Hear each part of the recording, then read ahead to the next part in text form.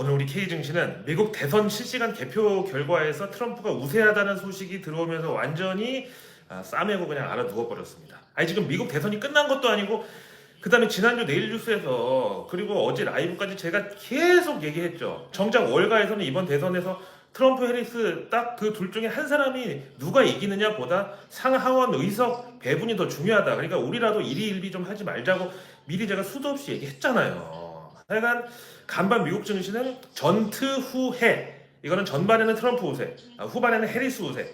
그럼에도 뭐 누가 되든 우리는 다 좋다 이래가지고 자신감으로 오늘 새벽에 뉴욕 증시는 상승 마감을 했고, 그다음에 이제 오늘 우리 한국 증시의 경우는 정작 우리 대선도 아닌데 어쨌든 우리는 전해후트, 그러니까 새벽에 뉴욕 증시 마감 직전에 그 경합주 아주 일부 출구조사 결과 해리스가 우세하다. 그리고 또 이제 워싱턴에서 어떤 사건이 또 하나 터지면서 이것 때문에 후반에는 해리스 우세로 이제 기울었던 거고요. 그게 어떤 사건인지 조금 이따가 이제 설명드리기로 하고, 하여튼 우리는 미국의 전트 후해 요걸 그대로 이어받아서 후해를 우리는 개장할 때 전해로 시작을 했다가 나중에 후트 이렇게 뒤집어졌는데, 이제 결정적인 차이는 미국도 중간에 우세가 이제 바뀌었지만 어차피 우리는 누가 되든 돈 번다 이렇게 해서 상승 마감을 했고, 우리는 누가 되든지 약간 안 좋은 것만 또 부각이 되면서 결국 전해 후트, 그러면 트럼프가 될 경우 2차 전지를 비롯한 신재생 에너지, 또 미국에 수출 많이 하는 자동차, 철강 이런 것들 다 이제 죽는다 이렇게 해서 폭락을 해버렸습니다. 진짜 이 K 증시의 전형적인 염세주의, 자신감, 결여, 그리고 어떤 충동적인 뇌동매매 이런 건 도대체 언제쯤 이게 고쳐질까요? 사실 작년에 그 공매도 금지 벌써 이제 1년 다 돼가는데 그때처럼 이번 금투세 폐지 약발도 정말 하루를 못 갔는데, 이제 와서 그럼 야당 입장에서는 그래? 겨우 요 정도였어? 언제든 우리가 정권 잡으면 다시 시행하면 되겠네. 그래서 지지층 결집에 나서도 상관없겠네. 한국 증시 이번 반응 보니까 하루 그냥 코스닥 3% 오르고 땡이야? 그래서 이제 어차피 이번에 금투세 때문에 한국 증시가 이 모양 이 꼴이 아니라는 거를 만천하에 증명을 해버린 셈이 됐으니까 오히려 그쪽에서 좋아할 수도 있단 말이야. 그러니까 이제 조국 혁신당 당대표 같은 경우는 지금 혼자 속으로 얼마나 만세를 부르고 있겠어요. 금투세야말로 지난 YS 정권 때 실명제 하면은 다 죽는다고 했던 그런 기후의 어떤 호들갑이라고 계속 주장을 했는데, 이번에 보니까 실제로 그게 맞아 떨어졌단 말이에요. 자, 그런데 여기서 간밤 미국에서 분명히 전트였는데 갑자기 해리스가 치고 나가면서 왜 후해가 돼버렸느냐? 출구조사 결과가 일부 나왔던 거랑 또 하나, 그 워싱턴의 사건이 뭐였냐면은 바로 지난 대선 당시 이제 그 트럼프가 지지자들 그 총기 의회 난입 요거를 뭐 시켰냐 안 시켰냐 요거 가지고 뭐 아직도 재판받고 있고 막 그런 상황인데, 그때의 트라우마를 자극했던 케이스가 또 나왔습니다. 왜 우리도 이제 여의도 국회 가면 일반 관람객들 이렇게 의회 둘러볼 수 있게 돼 있잖아요. 근데 미국 대선이 한창인 오늘 새벽에 워싱턴 DC 의회에 어떤 관람객이 가방에 토치랑 플레어건을 몰래 숨겨가지고 들어갔다가 잡혀가지고 FBI에 무려 테러 용의자로 긴급 체포가 됐답니다. 이걸 두고 이제 민주당 측에서는 트럼프 지지자들이 이제 자신 없으니까 저러는 거다. 지난번 의회 총리 난입을 또 지금 계획하고 있다고. 그리고 이번에 해리스가 이기는 거는 저쪽에서 다 인정한 거라고 그렇게 이제 몰아붙였고, 반면에 트럼프 측에서는 야 이거 자작극 아니냐. 그 사람이 트럼프 지지자라고 밝힌 적도 없고, 또 그 플레어건이면은 이제 조명탄 쏘는 거, 공포탄 쏘는 약간, 그러니까 미국은 총기가 자유화되어 있다 보니까 우리식으로 하면은 그 운동회 때 달리기 빵 쏘는 그 정도 총급이라고 말이야, 플레어건이라는 게. 근데 그런 캠핑족들도 혹시 조난 나가면 쏘려고 조명탄 쏘는 그런 플레어건 같은 거 들고 다니는데, 그게 어떻게 그 의회를 테러할 무기가 되냐. 정상적인 사고를 하는 사람이면은 그거 의회에서 꺼내는 순간 바로 그냥 벌칙될 텐데, 이건 이제 누가 봐도 개인적 일탈. 그러니까 그 사람이 정신이 이상한 사람인 것 뿐이다. 이렇게 또 이제 트럼프 측에서는 맞대응을 하면서 한바탕 소란이 또 벌어졌는데, 이게 이제 월가에서도 가만 있어봐. 이렇게 되면 이제 해리스 쪽으로 완전히 기울어지면서 트럼프 그 지지자들이 뭔가 또 지금 획책을 간구하고 있는 거 아니냐.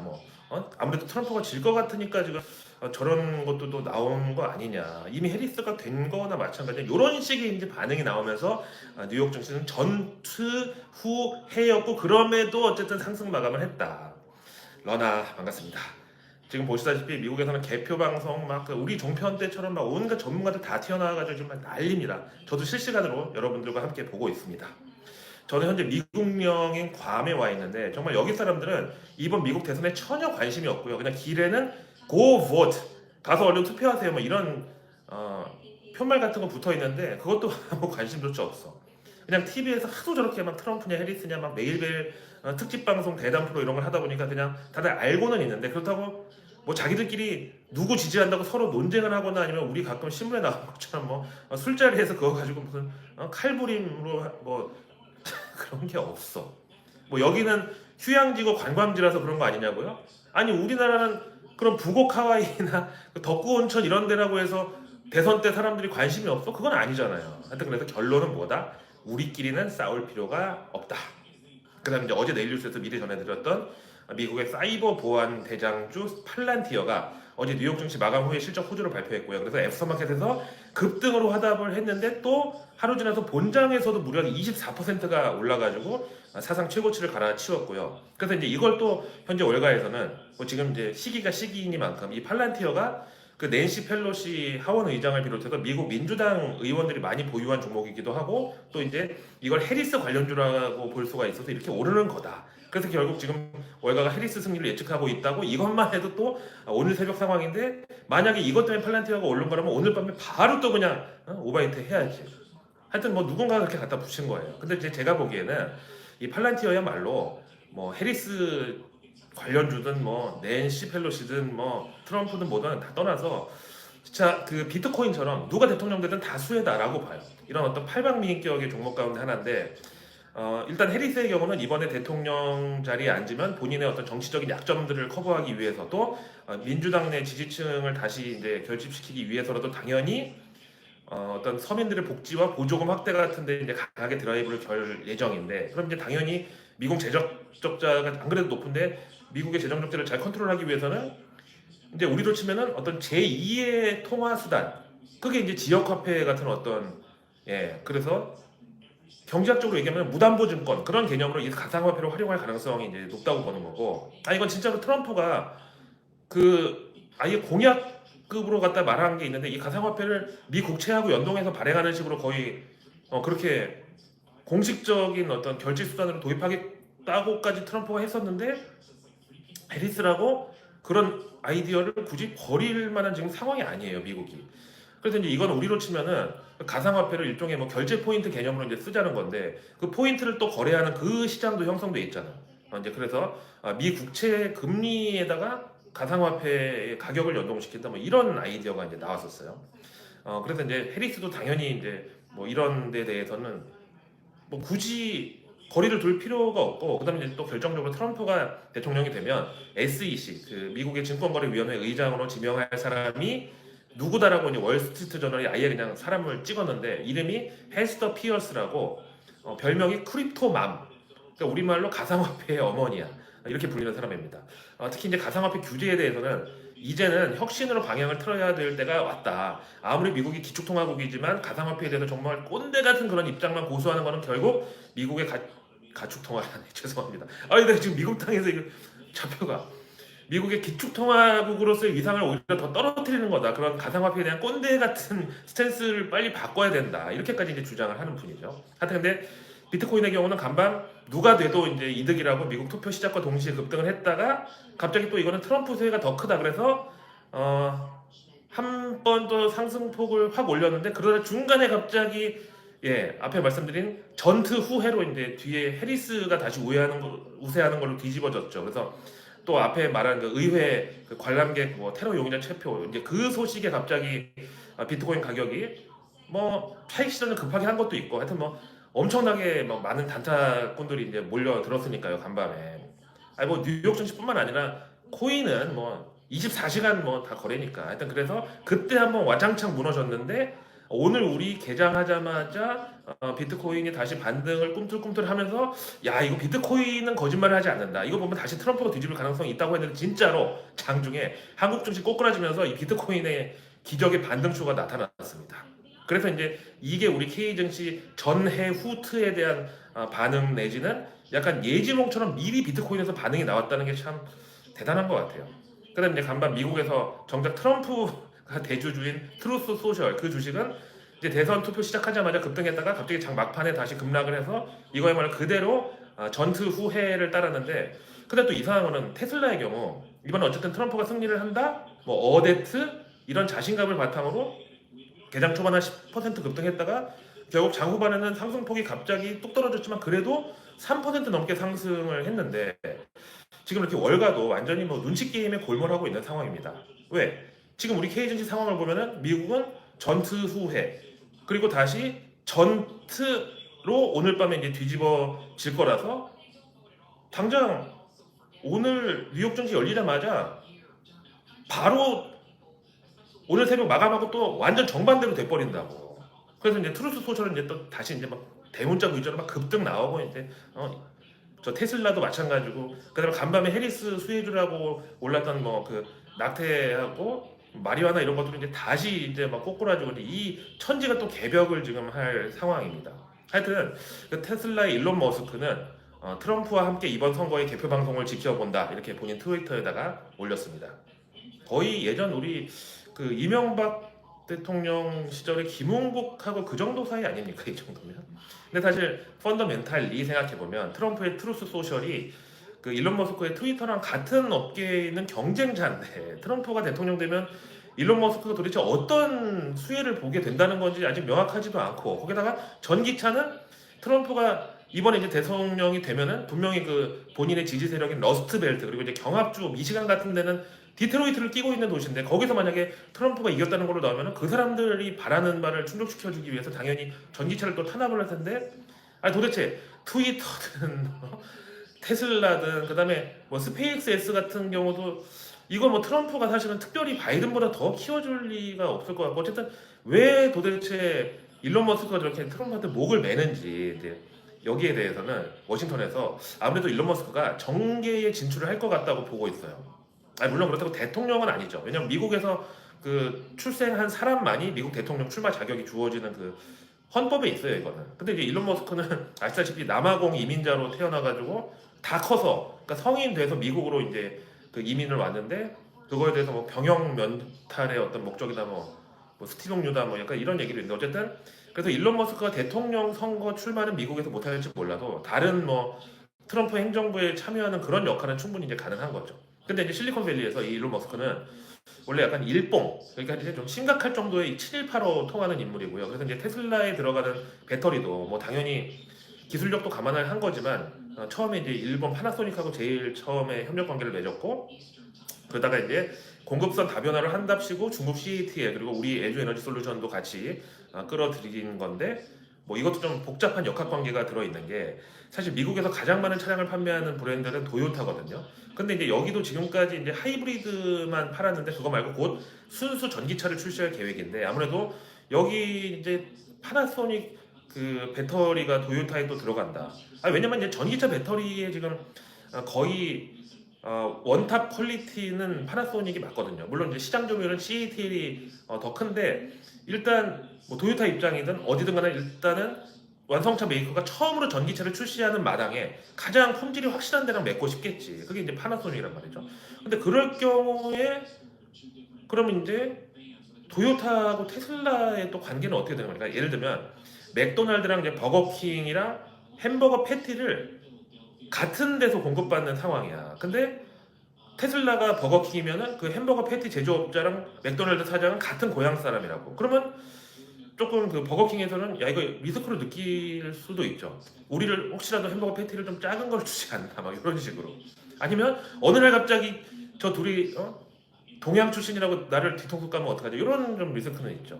물론 이제 현재로서는 뭐 도요타는 자체적으로 그 전고체 배터리를 개발하는 중이고, 파나소닉은 뭐 일본 내 혼다를 비롯한 뭐 복수의 일본 자동차 제조사들하고 이제 파트너십을 체결하는 상태이긴 하죠.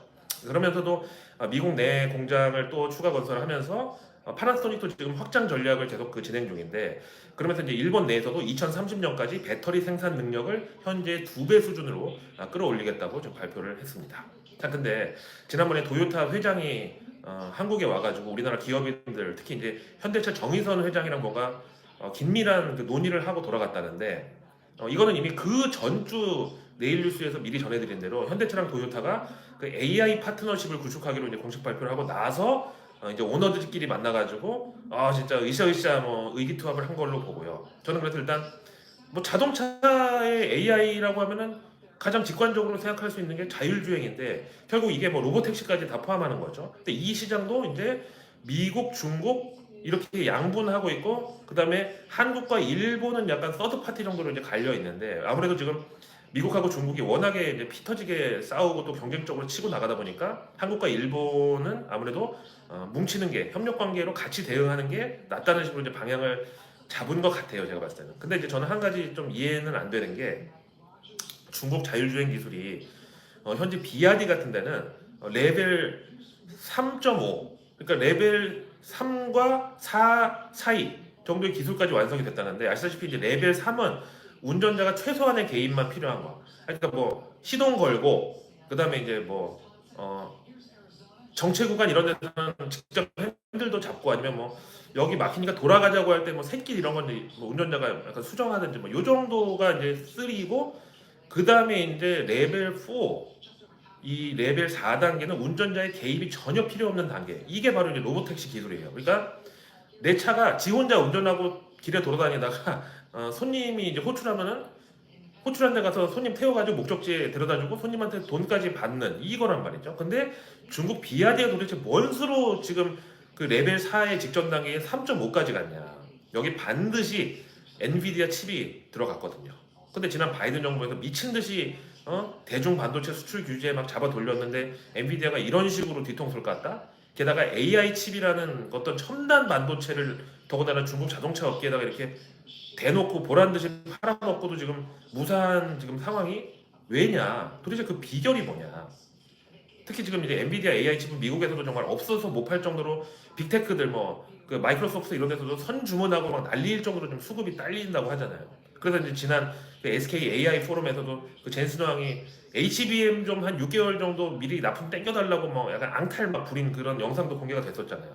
하여튼 그래서 이제 제가 생각했을 때는 이 엔비디아가 바이든 정부랑 우리가 알고 있는 것보다 더 끈끈한 어떤 유착 관계가 있지 않나 그렇게 보는데 사실 바이든 정부의 친이민 정책 뭐 요것만 봐도 현재 엔비디아 핵심 개발 인력들 중에서 인도계, 아시아계가 거의 90%를 차지하고 있고요. 그다음에 이런 인력들을 이제 중국으로 뺏기지 않는다는 전제하에 뭔가 엔비디아가 그 바이든 정부와 백악관으로부터 따방권 같은 걸 딴 게 아닌가. 따방권이 뭐냐고요? 그 어떤 상황에서도 까임 방지권 이거 이제 줄임말이죠. 하여튼 그래서 이제 이걸 트럼프가 어떻게 알아내가지고 그렇다고 지금 이런 AI 혁명이 한창이고 이제 혁명이라는 말도 어색하고 AI 대중화 시대에 지금 접어들었는데 이 시점에서 엔비디아를 트럼프가 탄압한다는 거는 뭐 안도 그 진짜 뭐 욕먹기 딱 좋은 그다음에 뭐 시대에 뒤떨어지는 막 꼰대 소리 들을 그런 처사하고 또 거기다가 트럼프가 그렇게 좋아하는 비트코인이랑 그 코인 채굴의 엔비디아 GPU가 완전히 그냥 그 신의 손 역할을 하는데 어떻게 그런 엔비디아를 트럼프가 버리겠습니까?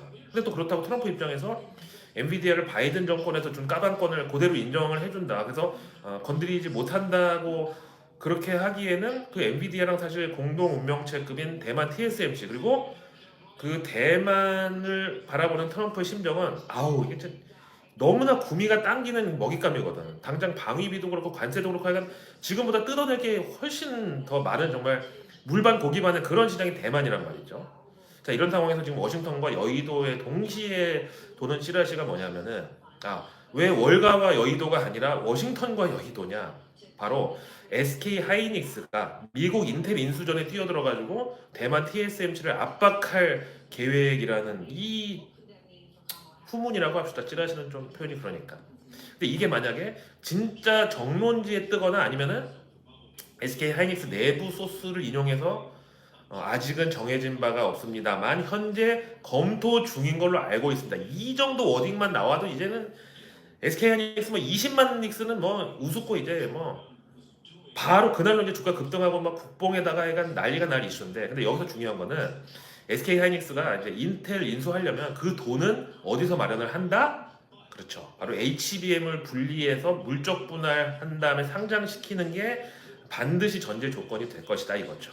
그래서 떨주 몰팔만이 살 길이라는 겁니다. 항상 제가 K 증시에서는 내가 잠깐 한눈 파는 사이에 야바위 종이 장사가 막 미친 듯이 이걸 돌린단 말이야. 그 꼴을 안 당하려면 약간 여기서 시선을 떼기 전에 무조건 호주머니에다가 넣고 그 다음에 이제 눈길을 돌려도 돌리란 말이야. 어쨌든 사실 SK 하이닉스가 지금 HBM 시장에서만큼은 거의 에르메스급의 어떤 그 넘사벽 위상으로 지금 자리를 매긴 했는데 여기서 이제 파운드리까지 욕심내가지고 인텔을 인수한다. 근데 과연 그렇다고 대만 TSMC 파이를 뺏어오고 결국은 대만 TSMC를 물리칠 정도까지 갈 수가 있을까요? 그래서 저는 이게 바로 이제 백악관의 어떤 소관이라고 봅니다. 차기 대통령이 이제 가르마를 잘 타줘야 되는데 트럼프 같으면 아무래도 대만보다는 한국이 본인이 봤을 때 좀 컨트롤하기도 좋고 또 가치가 더 높으니까 인텔을 퀄컴이 인수하는 것보다는 SK 하이닉스에다가 넘겨주고 돈이나 왕창 받아내고 또 미국 내 일자리도 만들고 약간 SK를 트럼프가 대릴사위로 삼는 그런 전략이 더 낫다고 판단할 수도 있죠. 자, 오늘 외국계 리포트로 넘어가서 지금 미국 대선 관련해서 하여간 뭐 저도 오늘 영상이 좀 그렇지만 다들 자리 깔고 앉아서 그냥 말잔치만이 창궐을 하고 있는데 그럼에도 우리 K증시는 미국 대통령이 누가 되든지 간에 매일매일 그날의 수급에 의해서 주가가 결정되는 거고 그렇게 앞으로도 계속 굴러갑니다. 미국 대통령 누가 된다고 해서 우리의 일상이 바뀌지 않고 기업 실적 바뀌지 않고 지금까지 차가웠던 외국인들의 마음이 갑자기 따뜻하게 돌변하지 않습니다. 그래서 그런 외국인들의 투심을 가장 직접적으로 이제 파악할 수 있는 게 바로 이 외국계 리포트인데 자, 먼저 전 세계의 모든 관심이 지금 미국 대통령 선거에 쏠린 와중에도 굳건하게 금리 인하를 준비 중인 FOMC 프리뷰를 뱅크 오브 아메리카에서 공개했는데 일단 공식 하우스 뷰로 제시한 게 우리 시간 이번 주 금요일 새벽에 나올 FOMC 성명서에서 0.25%포인트 추가 금리 인하를 전망하고 있어요. 뱅크 오브 아메리카가. 근데 이제 지난 FOMC 당시 기자회견에서 제롬 파월에 집중됐던 그 질문이 경제 지표가 현재는 나쁘지 않은데 여기서 더 좋아지면 이제 오는 11월 FOMC 그리고 다음 12월 FOMC에서 금리 인하 명분이 좀 약해지는 거 아니냐. 그래서 금리 인하 기조도 흔들리지 않겠냐는 이런 이제 그런 질문이었는데 결국 지금 와서 보면은 아직까지는 제롬 파월의 방향성이 맞았다. 그래서 이제 지난주 고용지표의 경우는 뭐그 허리케인하고 한국 파업이라는 워낙 큰 변수 때문에 경기지표 완전히 뭐 박살이 나고 엉망이 돼버린 거고 그렇다고 다른 경제 지표들을 봤을 때도 연준 금리 인하는 뭐 계속 이어질 수 있을 정도로 현재 뜨뜻미지근한 상태라는 거죠. 뭐 흔히 경제학에서 골디락스라고 얘기하는데 뭐 우리식으로 하면은 국도 아니고 찌개도 아닌 상태? 약간 이 정도. 그래서 이제 이번 FOMC 기자회견에서는 이제 그래봤자 이제 딱 이틀 남았는데 제롬 파월이 최근 경제 지표에 대해서 어떻게 평가를 하는지 이거는 일단 기본으로 들어가고 대신에 그거랑 관계없이 다음 12월 FOMC 금리 인하에 또 힘을 실어주는 그런 이제 구두 개입을 한번 또 보여줄 것이다. 이거는 이제 연말 미국 소비 경기를 부양하는 그런 효과로 새로운 대통령 누가 되든 거기에 대한 이제 당선 선물격으로 이제 연준에서 보내는 거라고 제가 미리 얘기했잖아요. 뱅크 오브 아메리카도 똑같이 오늘 리포트에서 그렇게 얘기하네. 그다음에 이제 제일 중요한 미국 대선에 대해서는 당연히 이제 기자들이 질문을 하겠지만 여기에 대해서는 너무 과도하다 싶을 정도로 제롬 파월이 정색을 막 하면서 연준의 독립성은 그 어떤 행정부에서도 달라질 게 없습니다. 이 정도로 미국 대선의 어떤 결과가 모르겠어요. 금요일 새벽에 나올지 아니면 더 미뤄질지 모르겠지만 하여튼 나온다고 해도 상당히 이제 의식적으로 거리두기를 할 가능성이 크다고 봅니다. 자, 이제 본격적인 우리 K증시 개별 종목 관련 외국계 리포트로 이제 들어가 보겠습니다. 진짜 여기야말로 미국에서 대통령이 누가 되든 나쁠 리가 없는 그게 바로 이제 그 전력 성전인데 먼저 K전력의 대장주격인 LS 일렉트릭에 대해서 JP모간이 한국에서 이 LS 일렉트릭이 60% 이상의 시장 점유율을 갖고 있는 최대 배전 장비 제조사지만 경쟁사에 비해서 LPT 즉 전력 변압기 비중은 낮은 편이다. 그래서 바로 이게 성장 잠재력으로 연결되는데 또 최근에 야심찬 설비 확장 계획까지 공개한 바가 있고 결국 LS 일렉트릭은 고전압, 저전압 전기 장비를 모두 갖춘 독특한 조합으로 안정적 수요와 수익 성장이 기대된다. 그래서 목표가 18만 7,500원에 투자 의견 비중 확대로 콜했습니다. 그 다음에 효성중공업에 대해서는 JP모간이 전력 장비 분야에서 최근 일본 히다치의 실적 실망이 예의주시하고 있는데 효성중공업의 경우는 고전압 장비의 높은 영업이익률로 3분기 실적이 기대 이상이었고 중공업 부문 역시 3분기 사상 최고치 영업이익률을 냈다. 거기다가 수주 잔고가 3분기 말 기준 7,300억 원으로 역시 전년 동기 대비도 아닌 전 분기 대비, 그러니까 3개월 만에 11%가 증가를 하면서 매출에 기여를 하고 있다. 그래서 이제 4분기에도 효성중공업은 지속적인 공장 확장과 신규 주문 증가 그리고 건설 사업의 성장 전환이 기대가 된다면서 JP모간이 목표가를 기존 38만 5천 원에서 이번에 45만 원으로 올려치기 들어갔고 투자 의견 당연히 비중 확대죠. 그다음에 이제 JP모간 리포트로 또 이어가서 이번에는 현대제철 10월 초 중국 경기 부양책 수혜주로 잠깐 주목받아가지고 반짝 주가 올랐다가 최근에 3분기 실적 망하면서 주가도 이제 타격을 받았는데 이 현대건설의 경우는 중국과의 경쟁에서 불리한 포지션이고 여기서 중국 철강 업체들이 공급 조절에 나서지 않으면 현대건설에 대한 압박은 지속될 것으로 본다. 그래서 목표가를 기존 28,000원에서 이번에 26,000원으로 깎고 투자 의견은 중립으로. 그 다음 현대제철하고 같은 환경에 있는 두산 바켓도 JP모간에서는 3분기 실적 실망도 실망이지만 불리한 산업 환경이 단기적으로 지속될 가능성이 높다. 그래서 올해 내년 영업이익 추정치를 각각 12%씩 하향하고 목표가도 기존 42,000원에서 이번에 4만 원으로 내렸습니다. 다만 밸류업에 대한 기대감은 뭐 인정을 하는데 근데 두산그룹 자체가 지금 그럴 여력이 적기 때문에 밸류에이션 회복에는 시간이 다소 걸릴 것으로 예상해서 투자 의견은 중립으로.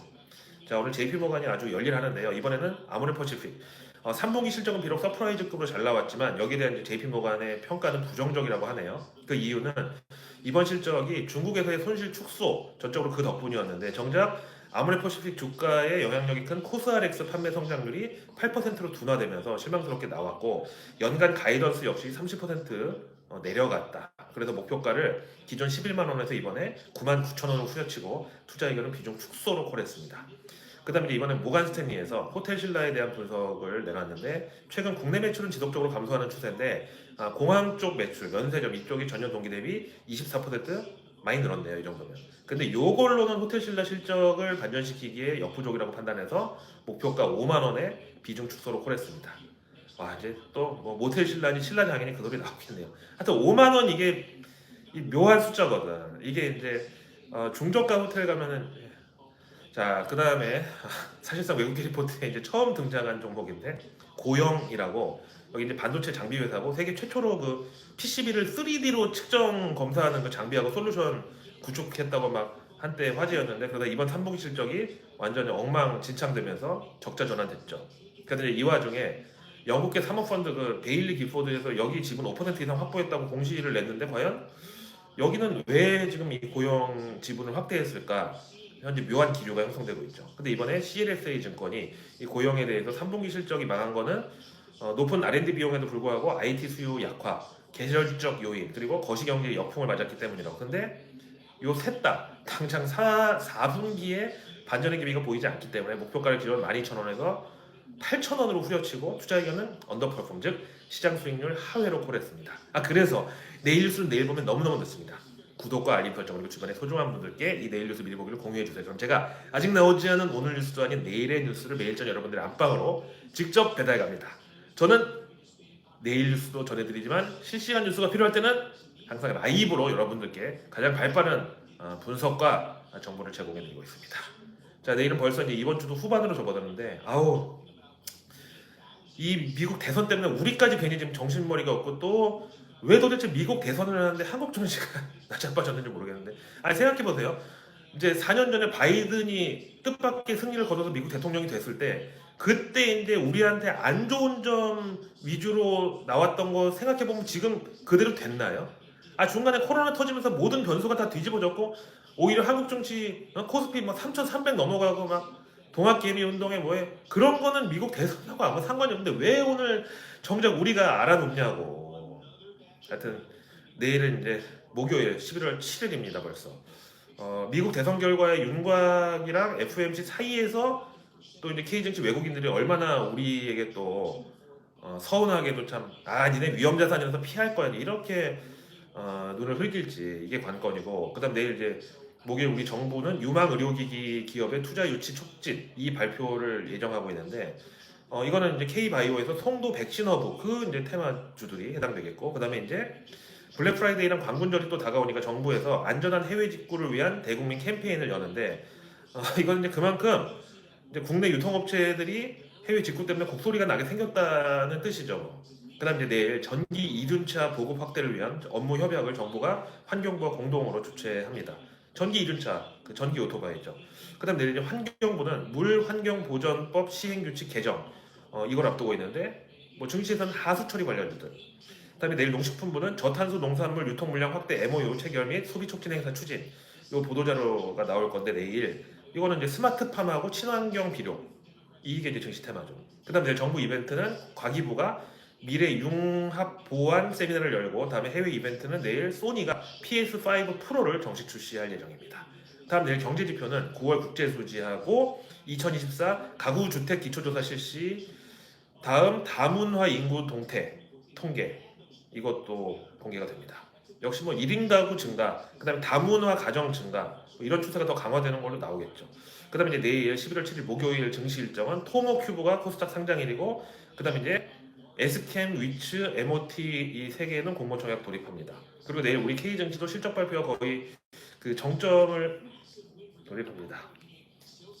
그리고 나면 내일 밤 미국에서는 FOMC 이틀차 회의가 이제 계속 진행이 되고 결과는 우리 시간으로 금요일 새벽 4시에 공개될 예정입니다. 그리고 이제 미국 실적 발표 기업들은 모더나, 베리골드, 데이터 도그, 할리버튼, 폴로라프로렌, 허쉬 초콜릿, 그리고 미국 증시 목요일 마감 후, 그러니까 우리 시간 금요일 새벽에는 전기 트럭 제조사 리비안, 그다음에 에어비앤비, 핀터레스트, 그리고 그 스포츠 토토 업체 드래프트 킹즈가 3분기 실적 발표 예정입니다. 자, 오늘 하루도 정말 많이 지치셨고 힘드셨을 텐데 이제 미국 대선도 언젠가 이제 지나갑니다. 빨리 한국 증시 정상화되고 그때 여러분들이 투자 기회를 또 미리 준비하실 수 있도록 내일 뉴스 미리 보기와 런던 거라니가 함께하겠습니다. I'm your analyst in USA.